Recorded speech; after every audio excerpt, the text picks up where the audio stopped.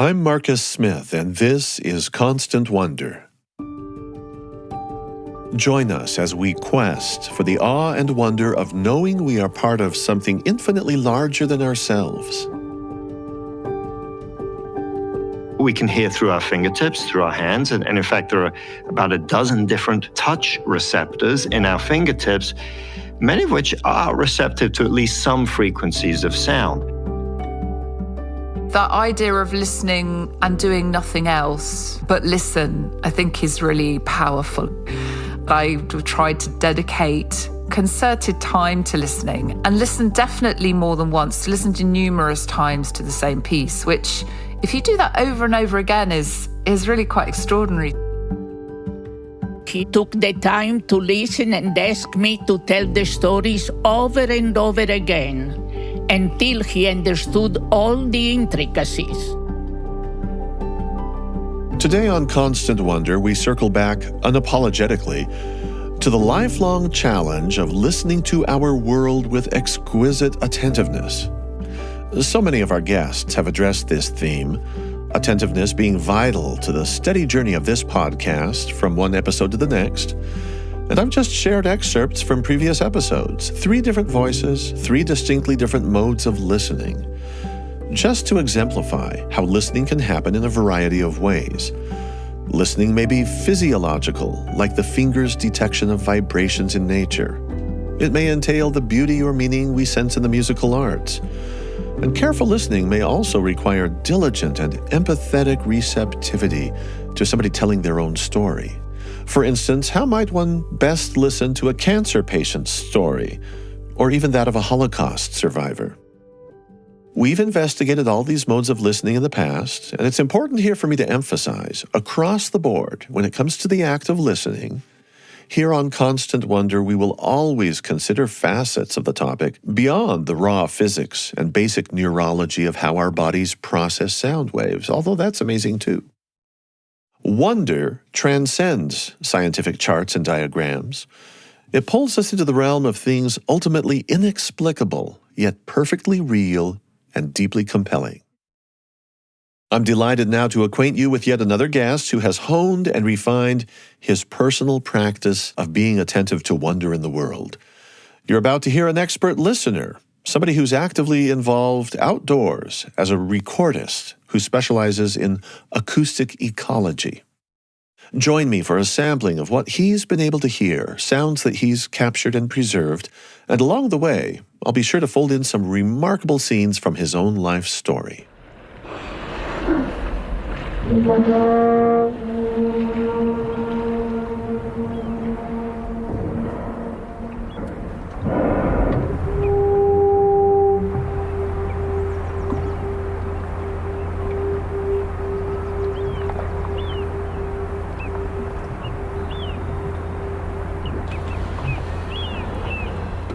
Some 10 years ago, Hank, you published a description of a day when you heard these very sounds, and I've just tossed on the audio that you captured that day.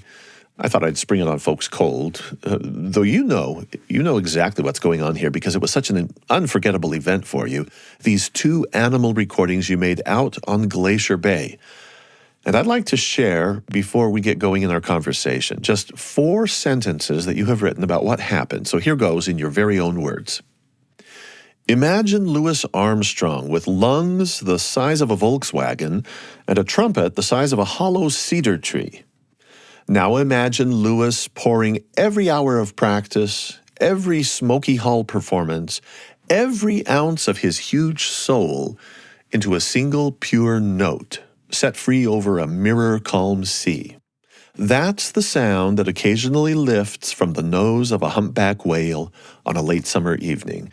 Hear it once, and it will long echo against the walls of memory. Just hearing you read that takes me right back to that late August evening, and that sound truly does echo in my memory. I can still hear it so clearly all these years later.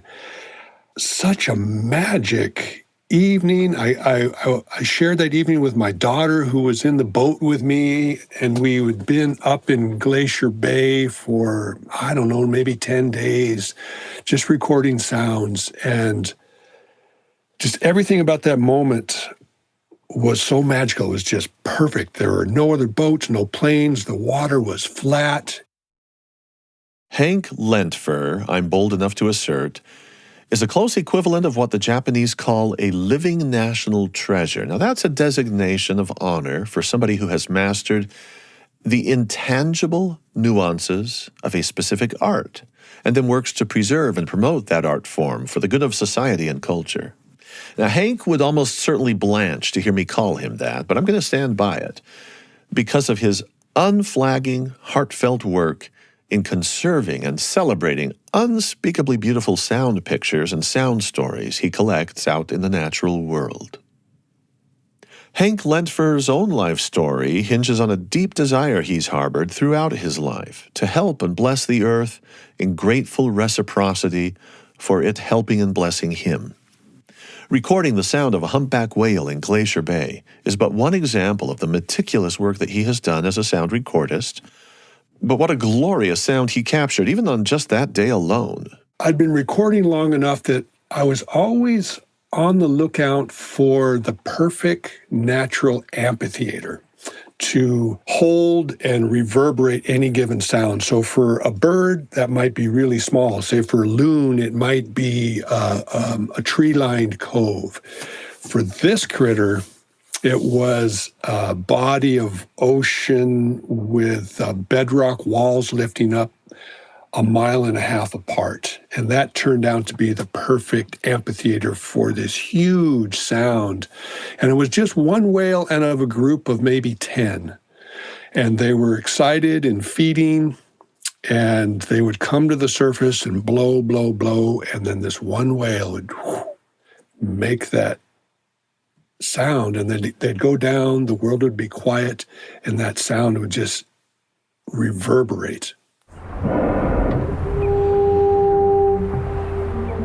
When I have heard recordings of whales, it's with those microphones they put under the water, but you're recording above the surface of the water? Yeah, I was recording with a set of mics clamped to the side of my boat. This is a sound that's coming out of their nose when they're above the water. How long was the duration of that note? Oh, you can listen to it, and the echoes, it may be pushing 40 seconds that you can just hear that echo going back and forth between those rock walls.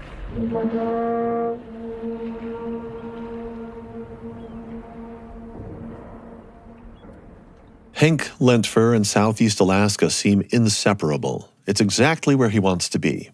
He lives with his family in a remote coastal community called Gustavus, population 600, gateway to Glacier Bay National Park and Preserve. The Lentfer home is a handcrafted spruce cabin on the banks of a stream. Hank first started building it from local timber when he was a young man. Gustavus lies some 20 miles west of Juneau and 20 miles east of the place where the water of Cross Sound connects Glacier Bay with the wide-open North Pacific. He lives smack dab in a region encompassing several million acres of wilderness that most of us have only seen in nature documentaries, and that for most of us would be forbidding. Bears, orcas, yes, they belong to the region, along with moose, sea lions, sea otters, fireweed, blueberries, Sitka spruce. Then, of course, bracing weather and long winter nights. Hank eats, drinks, breathes, sleeps, hunts, gardens, and records Alaska. He tells his personal story in a memoir that's titled Faith of Cranes, with the subtitle Finding Hope and Family in Alaska. He's also biographer of his late dear friend, a renowned naturalist of the North named Richard K. Nelson. Nels, as Hank calls him, was a mentor who inspired him in multiple ways, including in the art of sound recording in the wild. I asked Hank to pick a story, most any story, of pursuing a natural sound, perhaps not a creature as epic as the humpback whale we've just heard, but maybe something equally revelatory in impact, if not in size. Revelations, of course, don't always have to come from the world's largest animals. They needn't be quite that loud either. I was standing on my porch, and it was nighttime, and there's sandhill cranes that settle in the wetlands probably a couple miles from my house, and they're vocal enough I could hear them way out there in the wetlands. But what made me run back into the house and get my recording set up was some sound I did not recognize. It's like, what kind of bird is that? I've never heard this sound, and it was right there in my yard.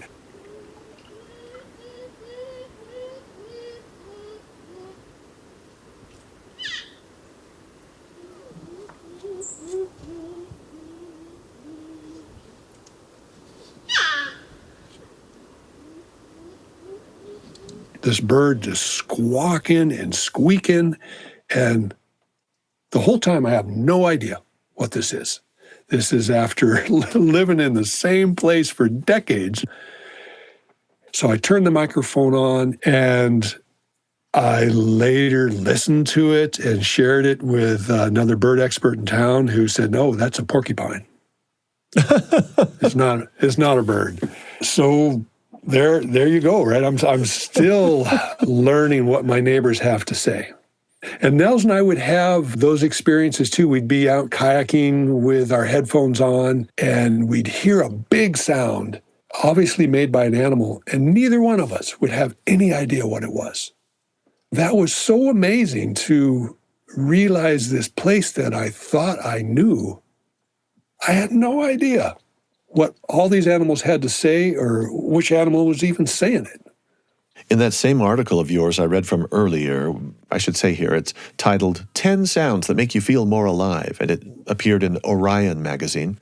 Well, after describing the trumpeting sound of the whale, you describe a phenomenon that you have dubbed the wave of whispers. And this was so overwhelming to me, something so small even. I never conceived that barnacles making sound was a possibility. So here's what you wrote. I want to read back to you. Barnacles, those crusted critters on intertidal rocks, are at first listen not the most vocal of species, but pass the shadow of your body over a low-tide boulder on a still morning, and you will hear a wave of whispers, all those little lives drawing tight the fortress of their shells to keep the looming monster at bay. So barnacles really react to your shadow passing over them? Yeah, in the case of that recording, it's the shadow of my parabolic dish, my recording tool. And they do. They are just clenching tight. They already look like they're clenched tight, but apparently they can get tighter. And it is that collective squeezing of their protective shells that makes that hiss. And it's just a rolling hiss across the whole colony.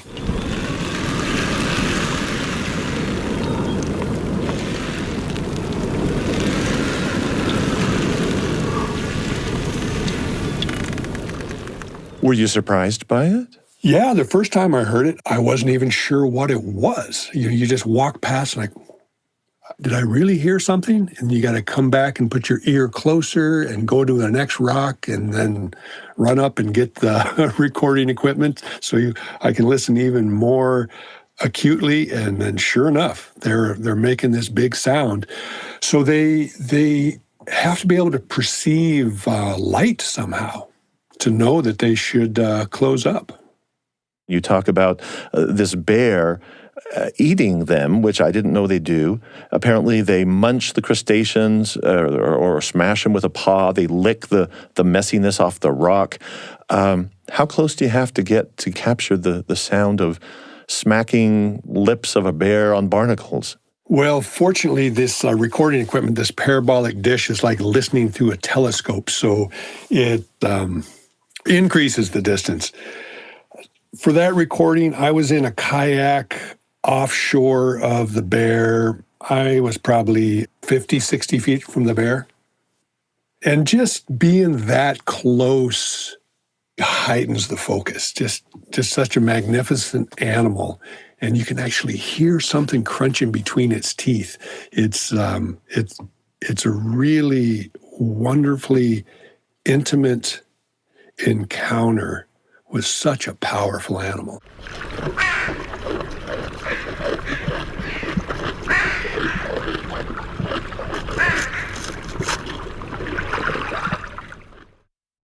So often we think of the sounds that are made by animals, but I can think of an iceberg as having a life and having a very long life, calving off of a glacier. And you talk about the frozen burp sound.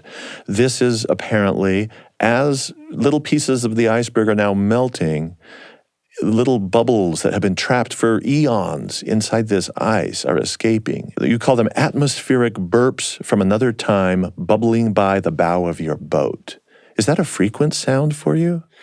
It is. You go up into the northern reaches of Glacier Bay, and the waters are filled with these icebergs. There's a few tidewater glaciers left that are still dropping ice. And not all of the bergs are that talkative. Some of them just happen to have more air bubbles in them than others, but I always take the time to swing by and interview them and see which ones have the most to say. And it really is amazing to think of these little popping releases of air that were trapped by a snowstorm before the founding of this country. And boop, there they are, coming back into our modern atmosphere.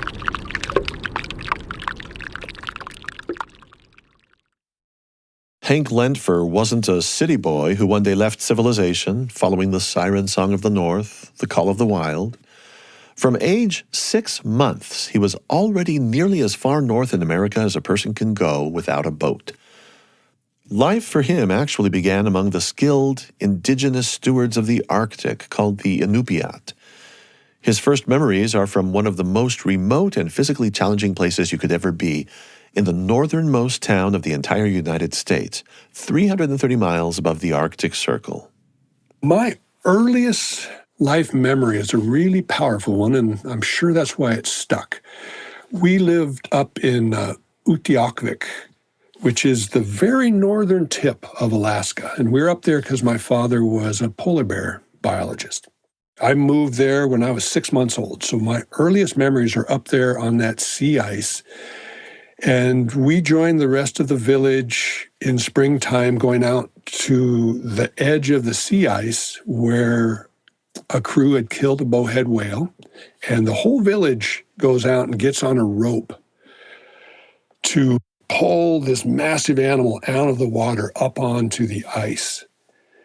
The ice began to crack after the whale had been pulled up, so there was this frantic retreat to solid land. The whole village was in danger of the ice cracking and everybody floating off to sea. So it was frantic times, but everybody made it back to the safety of land. But that's my earliest memory of being out in the world, and what stays with me is the community around that everybody working together to get back to solid ground.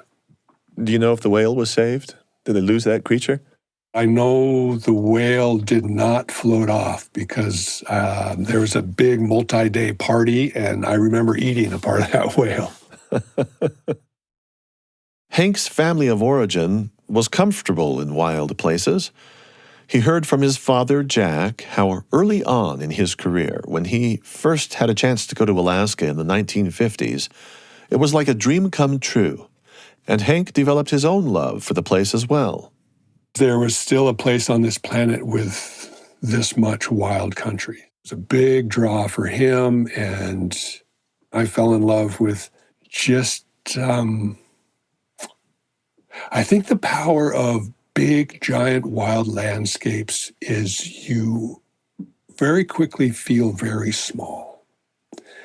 And there's a joy in that smallness. I call it blessed insignificance, where you realize that you're such a small thing in a huge world, and that smallness is what allows you to feel a part of the bigness. And it's that getting small so you can feel big that makes you feel childlike and joyful. In the early pages of his memoir, Faith of Cranes, Hank depicts the deep bond between Lentfer father and son, a bond that clearly included mutual affection for the land. Jack and young Hanky spent hours together outdoors, climbing, hunting, fishing, connecting and identifying profoundly with the terrain, the sky and water, critters from whales to wolves, warblers, bears, of course. These were Jack's specialization. Don't forget the Arctic seasons of sun and rain, snow and ice, light and dark. Hank's mother Mary had her own deep connection to Alaska, and I found it very moving to hear Hank describe how Jack and Mary Lentfer, living for decades in the vast region that extends from Arctic tundra way up north against the North Polar Sea down to the more temperate zone of coastal rainforest in the Panhandle, well, they camped many a night together on the banks of wilderness lakes. Mary was skilled in the healing arts, having worked as a nurse, but she also knew how to help when healing was no longer possible. She had served as a volunteer hospice worker. In his 2026 documentary titled simply Listen, Hank casts a shimmer of light on the season of Mary Lentfer's decline.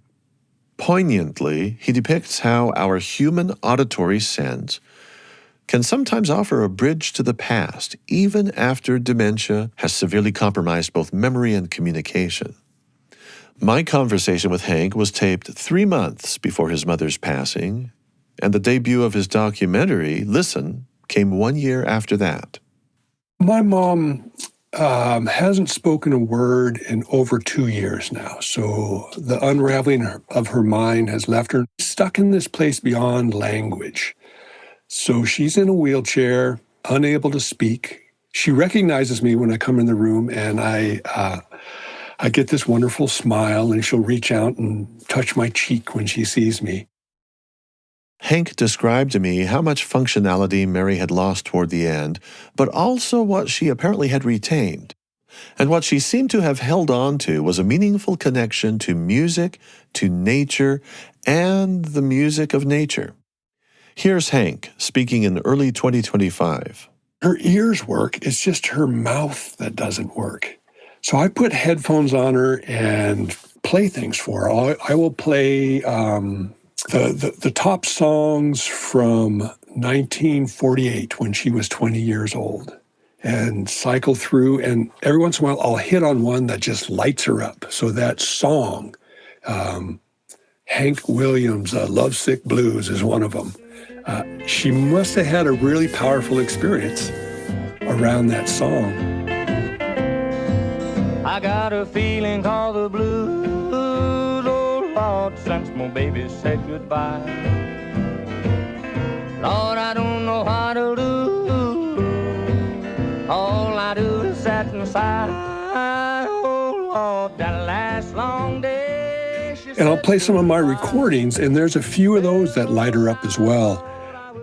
The sound of a loon on a lake is one that gets her, and I know that she and my father spent many nights camped on lakes in Alaska, and I just really like to think that that recording is just pulling those fond, precious memories back out of the fog of her dementia and into her awareness for these brief, precious moments.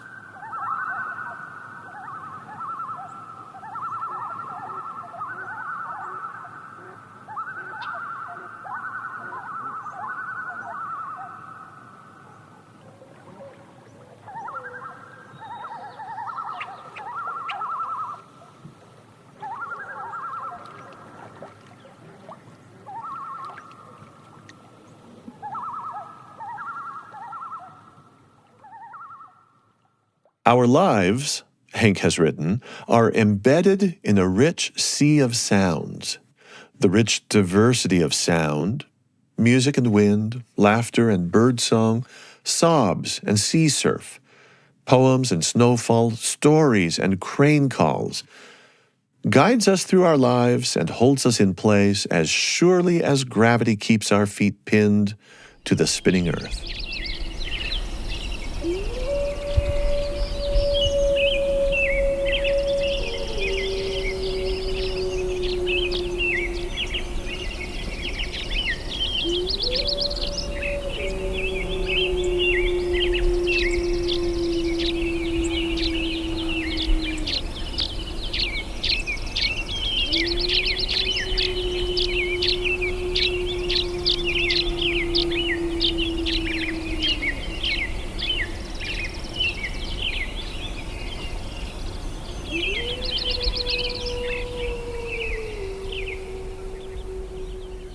drastic change of scene comes next in this episode of Constant Wonder, which features sound recordist, conservationist, author, biographer, and family man Hank Lentfer. One of the most influential voices of his early life was that of a rural farmer named Uramuro. To meet Uramuro, Hank had to go south of the equator to the Altiplano and Andes Mountains of Bolivia. I'm Marcus Smith. Embark on a whimsical journey with The Appleseed and host Sam Payne. It's one of many shows from the BYU Radio family of podcasts. Wrap yourself in captivating stories, expertly woven by talented storytellers. You'll hear live studio audiences taking immense delight in a broad tapestry of tales, some humorous, others poignantly reflective. The Appleseed is always a family-friendly experience. It sparks imagination creative enough to make fiction feel like fact and bring real-life events back to life. The Appleseed. Listen wherever you get your podcasts. We now return to Constant Wonder.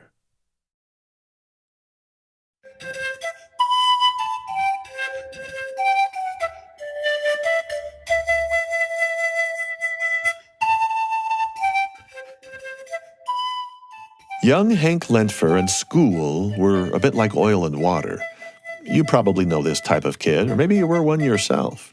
A bit of a nonconformist, suspicious of teachers and institutions that won't give you enough elbow room for living and exploring and meeting the world on your own terms.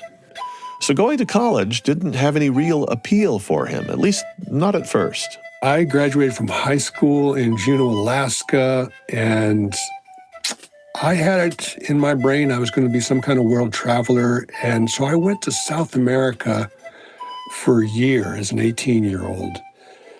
I ended up, through a friend of a friend, going out to this man's house in the Altiplano of Bolivia. So he lived above 12,000 feet in a two-room adobe home with no glass or doors.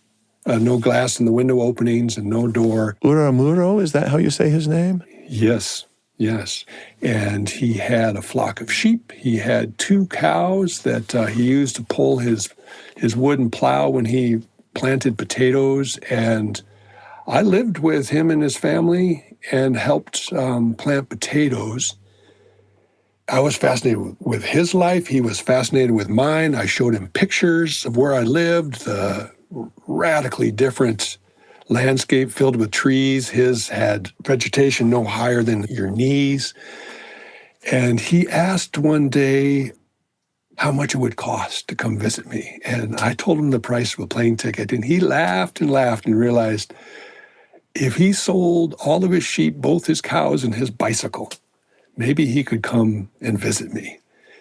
And then he laughed and says, I never would. I have everything I need right here.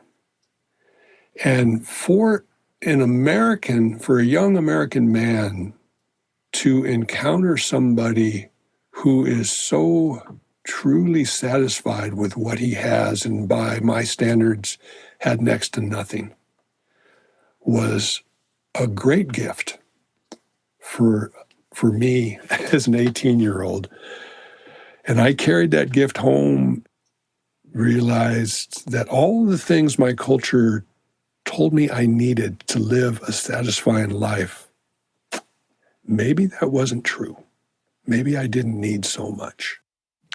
Is it fair to say that that was enough of a compass for you that you never looked back from those kinds of values, or did you stray from that? It'd be fair to say I've strayed. I've got... my life is both blessed and burdened with all the material comforts of most Americans at this point. I'm not living a life as simple as Uramuro was living. I have continued to focus on what you might call less conventional sources of wealth, like the sound of that whale or the sound of a hermit thrush. And those are the things that I cherish far more than any physical possession or bank account. There's just no comparison. about where the richness in my life comes from. Hank just mentioned a whale and a hermit thrush in the same sentence, and it so happens that he's actually captured both of these things together in a single recording, the thrush singing, the whale breathing.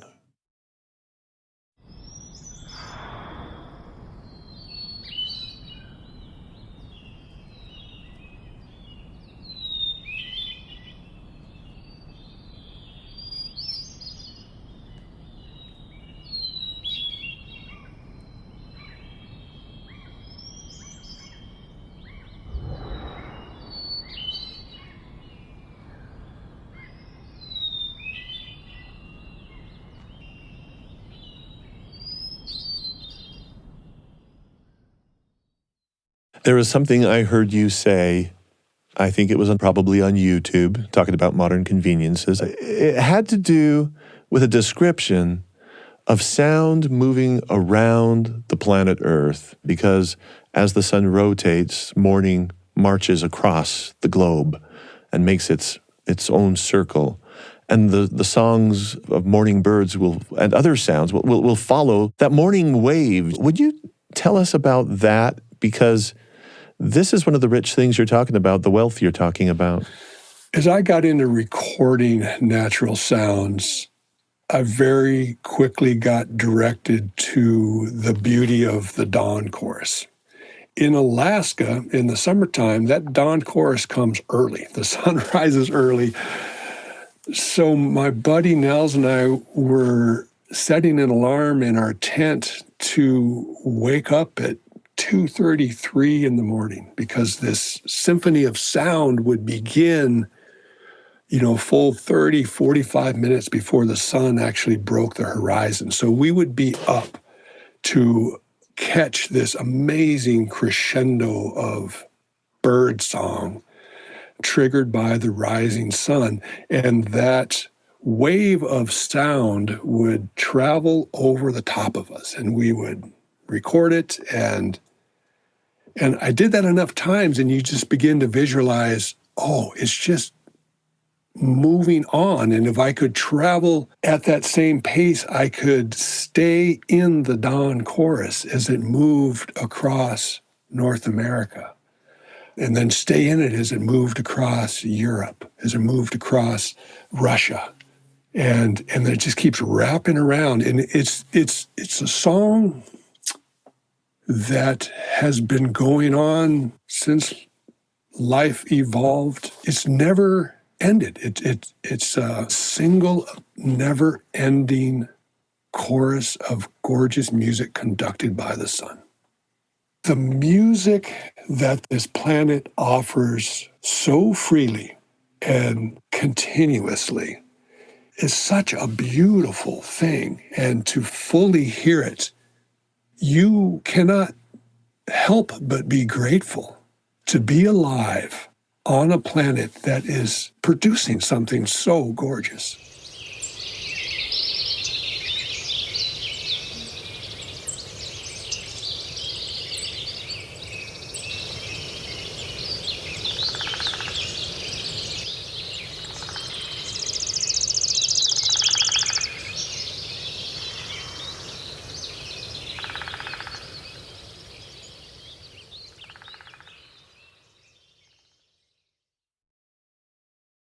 When I came back from Bolivia, I was focused on creating some kind of simple life. I wasn't really sure what that looked like, but I had fallen in love with Glacier Bay already. I fell in love with this landscape in my teens.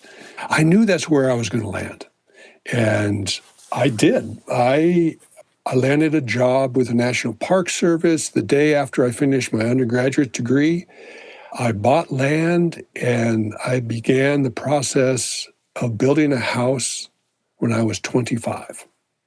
That process involved helping a local homesteader cut down trees and mill them. So I had all the lumber for the house before I had land to build the house on. I learned how to transform trees into boards, and so I was already in love with my house from that piece of labor, just when they were boards stacked alongside the sawmill. But yeah, I was focused. I just wanted a simple home in a wild place. And I went after it. And the house was a 16 by 16 by 16 foot cube, because that's how long the boards were. And I didn't know how to build. I'd never built anything more complicated than a birdhouse at that point. My house was the dimensions of the boards. That is a very Spartan existence, isn't it? No. I framed this house, and of course, I was feeling very proud of myself. And I remember being in the house. It had a roof, but no windows, and the wind was blowing through and swirling around the sawdust, and I could hear the birds. And when I put the glass in all those openings, that was a very somber moment when I went back into the house and it was quiet. And that's a Spartan existence, because I had closed out the sounds of the outside world. Are you saying that wistfully? Yeah, I am. And the workaround now is, in the spring, I strap a microphone to a tree outside the house and run a cable in and put my headphones on, and that's a workaround from all the beautiful voices that the glass isolates me from. So in the springtime, I'll be doing the dishes, and I'll hear a flock of snow geese go over at 5,000 feet, because I've got a microphone out there bringing those voices in.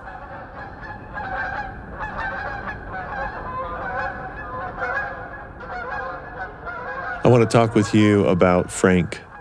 Clearly, he was somebody who shaped you.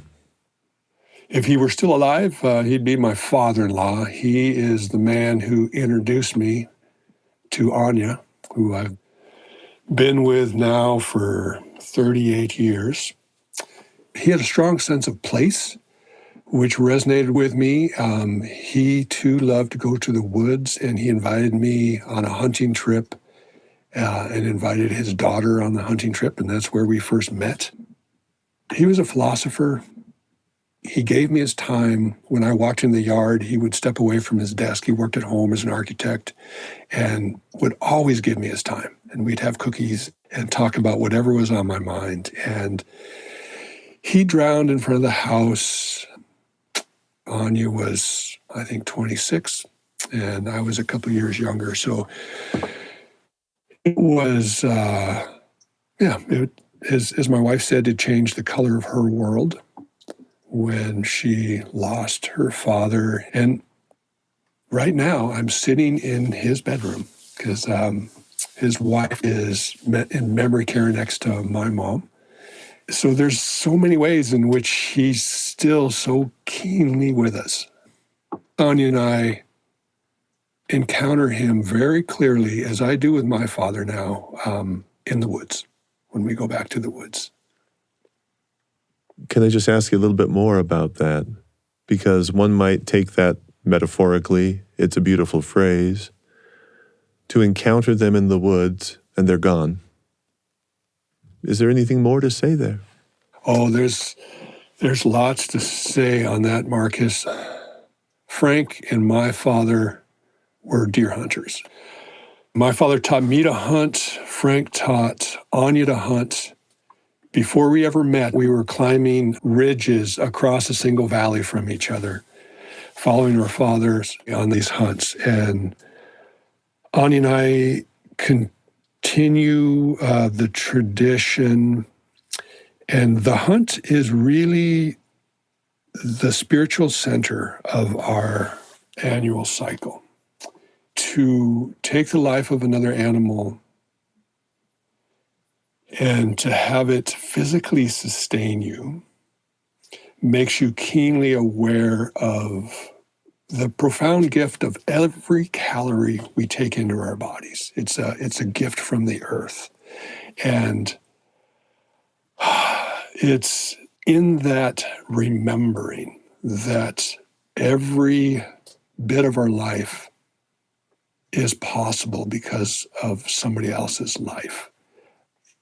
Opens up the awareness that maybe life doesn't end. My daughter said it at 5 years old. The kids, again, they're so wise because they've yet to forget that we're connected. said, we give thanks to the deer by living a good life. So she got it, that the deer's not dead. The deer is just now riding a bike and playing a fiddle. And in that way, I can feel that my father is not dead. Anya can feel that her father is not dead, that they've returned to the woods that gave them life.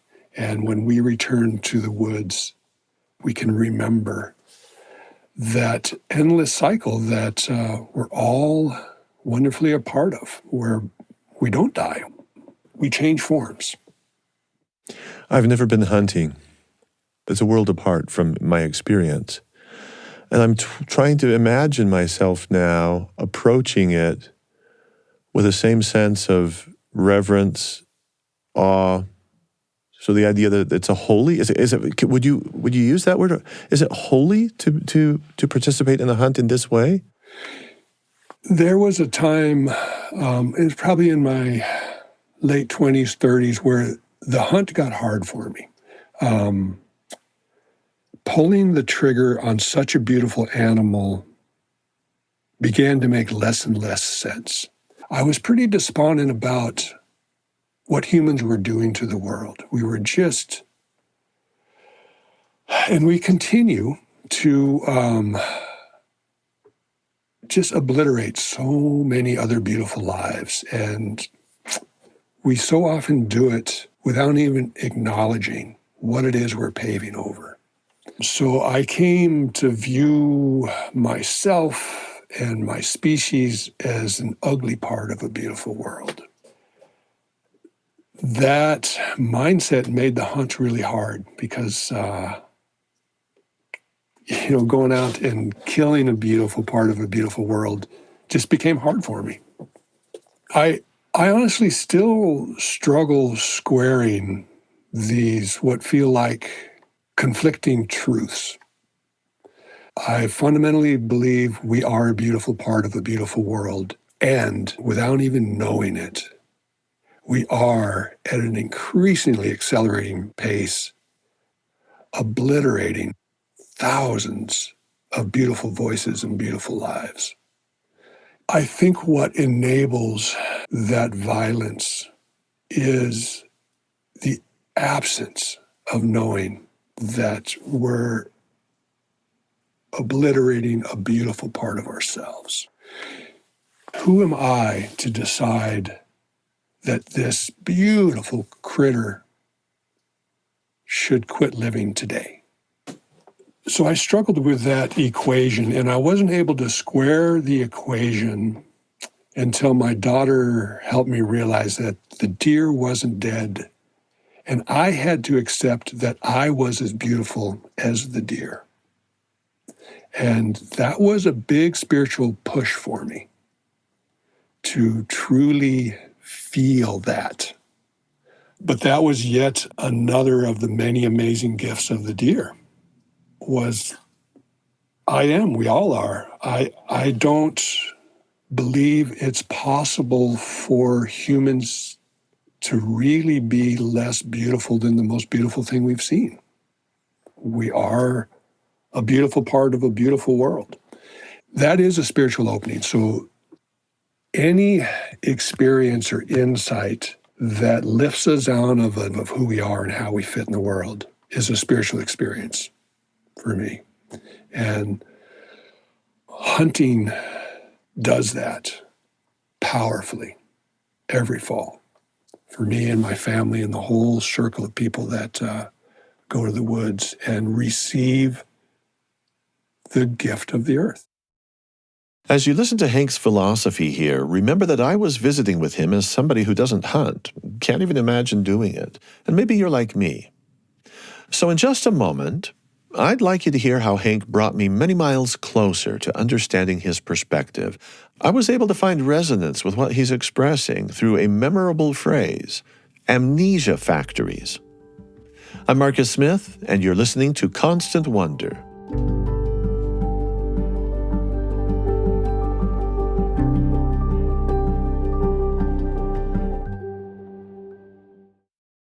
I've worked with lots of younger kids, including my own, and I know firsthand the great feeling of finding just the right kind of educational listening for younger folk. We've got a podcast perfectly suited for younger hearts and minds. It's the Constant Wonder Kids podcast. Stories from the original Constant Wonder podcast featured in a way that's totally accessible for children from about kindergarten age until they hit middle school. Many of these episodes are adventure stories out in nature with fascinating people who go out into the wide world to see its wonder and awe. Curious, developing kids love this podcast, as well as the grown-ups who guide and love these kids. True stories about ocean divers, bird scientists, volcanologists, non-experts who rescue animals and rewild and replant damaged habitats. Positive stories about people doing positive things for the world. Would you like to get inside the mind of a bee, or find tiny hummingbird eggs, or go in search of seahorses? Maybe discover amazing ways that some plants can think and communicate. Constant Wonder Kids is perfect for road trips, bedtime listening, maybe just for whenever your brain's got an itch that needs to be scratched. New episodes drop on Mondays. Tune in to Constant Wonder Kids on Apple Podcasts, Spotify, YouTube, or wherever you get your podcasts. Hank, I personally grow just a very small amount of food these days. We Smiths, we get most of what we eat from the store. Got to confess that. You're pretty unusual. You're just not as disconnected as most people in the first world are from food production, food sources. My buddy Nels referred to supermarkets as amnesia factories. and that you walk into a supermarket and you fill up your cart and you've got your peanut butter and you've got your loaf of bread and your apples and your Snickers bars, whatever it is, and you go through the checkout line and you might think, oh my goodness, this stuff is expensive. And you just walk out and feel like, man, I just didn't get very much. And you take that bite of that deer, and it is such a clear gift from the earth. And every bite any one of us have ever taken is a gift from the earth. And so that bite of venison is so rich with the flavor of gratitude. And that bite of peanut butter doesn't quite have it, but it's still a gift. And that's the amnesia. None of us have ever taken a bite or a breath that is not built and offered freely from the earth. And it's that remembering that enriches our life.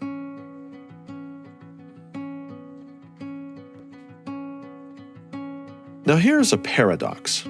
As we've learned, Hank Lentfer ventures enthusiastically out into the world, not just as a deer hunter and a sound hunter, but he can also speak enthusiastically about the virtue of silence.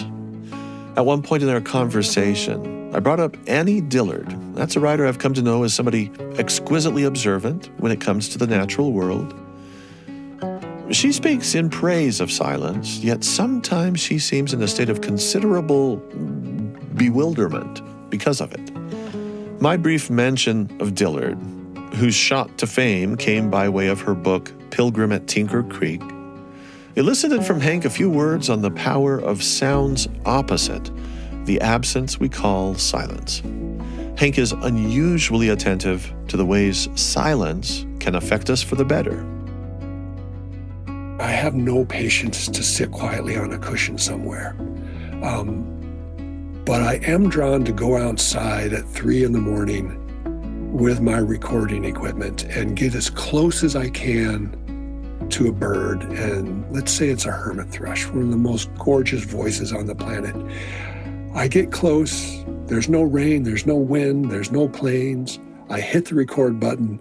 The bird sings. That song falls into my ears, falls into my recorder, and then there's a space. And I'm hoping the bird sings again. It usually does, and the sound falls through me again. And then there's this space. I don't know how long this is going to go on. Eventually, the bird's going to fly off. But that space of just waiting for this next eruption of sound, of beautiful singing, I'm totally lost in. I am not thinking about anything else except anticipation of another wave of beauty. On my best days of recording, it is that silence that I fall deeply into. I take my headphones off and it's like, I can't believe I get to be alive in a place, on a planet this beautiful. And thank you. I have no idea all the forces required to make something like this be. And I don't need a name. I don't need an explanation. I just need to be grateful. Let's bring in a little more hermit thrush song here, just for reference, because the pattern of this bird song is indeed distinctly shaped by gaps of intermittent silence.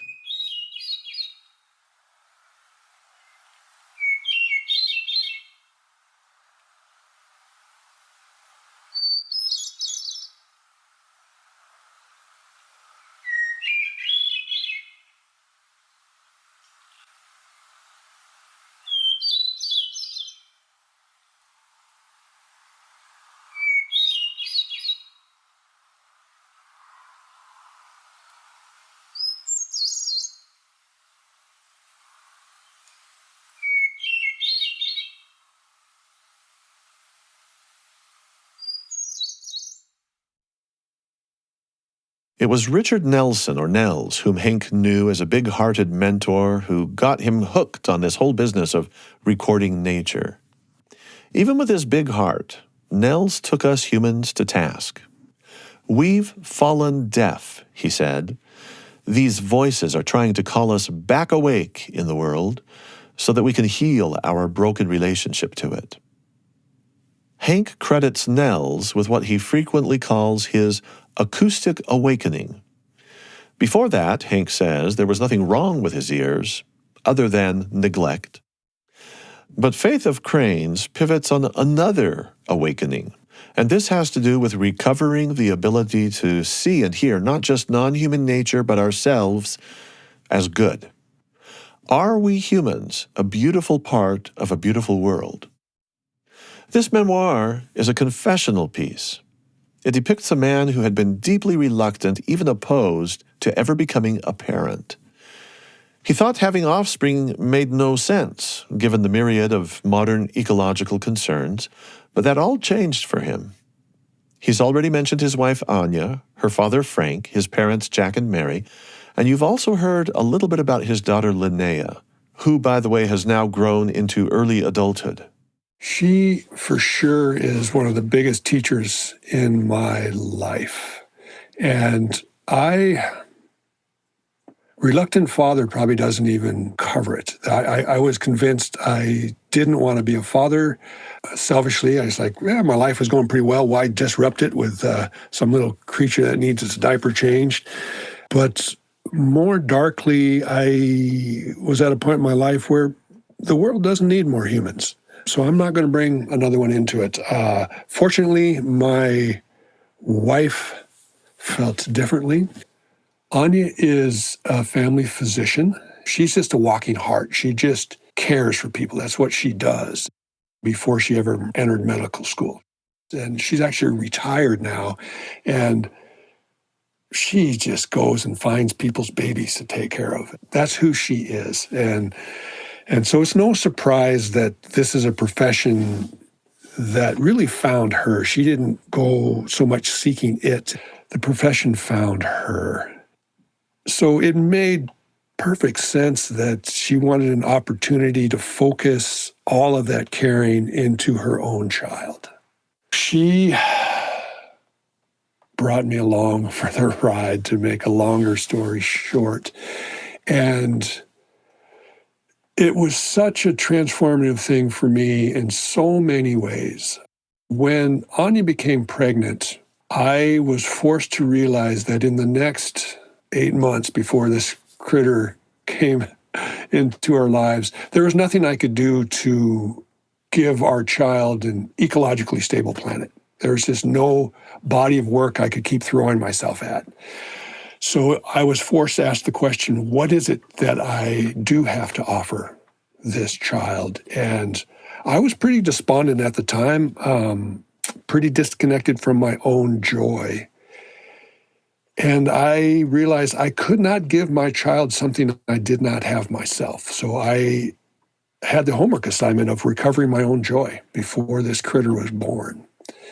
And it ended up being a fairly successful homework assignment. And I realized that I was motivated to do for this person I had yet to meet what I had been unwilling to do for myself. So the recovering of that joy for my kid, being more joyful myself, was an amazing fringe benefit of that piece of work. Holding a creature as beautiful as a baby made it hard to continue to hold the perspective that myself and our species was ugly somehow. So how could it be that I was ugly or other people were when this 10-pound creature was so obviously gorgeous? I was forced to let go of a narrative that separated myself from the world. There's an irony here, Marcus. The violence and the destruction wrought by human hands is only possible because we feel ourselves as separate from the world that we're destroying. My perspective that humans are ugly was holding up the perspective that made the destruction possible.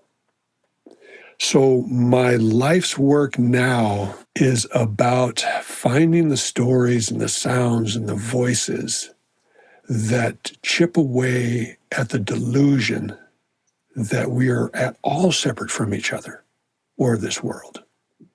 What are the sounds and the stories that reorient us back to the fundamental truth of our connection? And when you say sounds, you mean literal sounds, from the sound of a crying human baby to the call of a loon. Call of a loon, laughter, the crackle of a campfire, singing together. There are things that powerfully and quickly cut through the growing narratives that would have us believe we are separate. Now, to learn how sandhill cranes figure into this whole story and what kind of faith in any future they might have, you'll have to read the book. It's one of the finest memoirs I've ever read. But at least here there's time enough to share once again how sandhill cranes sound. They are a phenomenon Hank treasures like almost nothing else on Earth apart from his own family.